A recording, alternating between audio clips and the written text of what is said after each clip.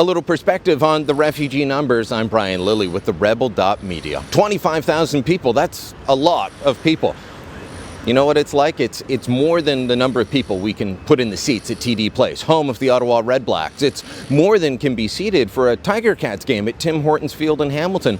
It's about the same number of people that you'll find in the seats at a sold-out game at Molson Stadium in Montreal, home of the Alouettes. And yet, guess what? It's more than you can fit in the seats at the Air Canada Centre, the Canadian Tire Centre, the Bell Centre. You get the idea. This is a lot of people. Now, I'm telling you this to put it all into perspective, give you an idea of what we're talking about when we say, let's bring in 25,000 refugees. Just saying 25,000, well, that's tough to picture. And even using sports stadiums doesn't give you a real picture. People don't live in sports stadiums. We're all crammed in together side by side. So let's compare this to cities and towns across the country. At 25,000, which is just the start of the refugee push from Syria, that is bigger than the population of Brockville, Ontario, a not insignificant town south of Ottawa that hosts several local media outlets, its own newspaper. It has several radio stations. The 25,000 refugees, well, that would be a lot bigger than the entire population of Chestermere, Alberta, small town just east of Calgary. It's bigger than Owen Sound, Ontario, Fort Saskatchewan, Alberta, Pembroke, Ontario, Cowansville, Quebec, Yorkton, Saskatchewan, Canmore, Alberta. This is bigger than a lot of places that already exist. This many people would make a decent-sized city in Canada. So let me put this another way. If all these refugees were parked in one province, well, PEI, they would be the second largest city in Prince Edward Island, the second largest city in Newfoundland and Labrador, the third largest city in Nova Scotia, the fourth largest in New Brunswick, the fifth largest in Saskatchewan. Bringing in 25,000 people at once from one particular country is no small issue. Canada's top source country for all immigrants in 2014 was the Philippines. We had 40,000 people come from that country over a full year. India was the second biggest source country of immigrants, 38,000. So 25,000 refugees from Syria, guess what? That's not only more than the entire refugee take for an entire year in Canada, it would actually make Syria the third largest source country, beating out China. That's, of course, if we stop at the 25,000 total. We won't. The first 10,000 are mostly private sponsorships. The next 15,000 are government refugees.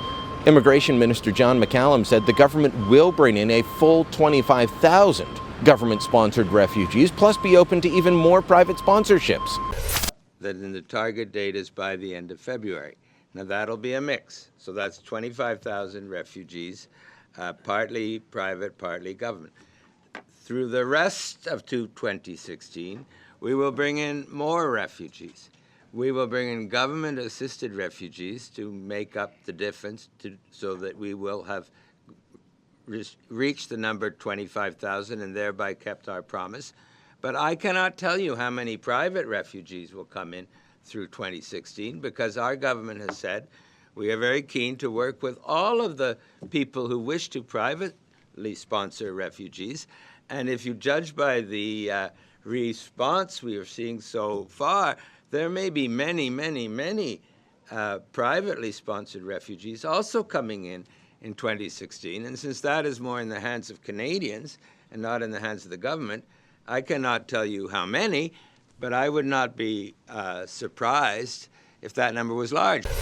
So in total, over the next year, we will see more than 35,000 Syrians brought to Canada within a year. That's significant. That's a large number of people very quickly. That would mean this group would be bigger than PEI's largest city, could be bigger than PEI's largest city of Charlottetown. We don't tend to debate immigration and refugees in Canada other than how many more can we bring, how fast can we do it.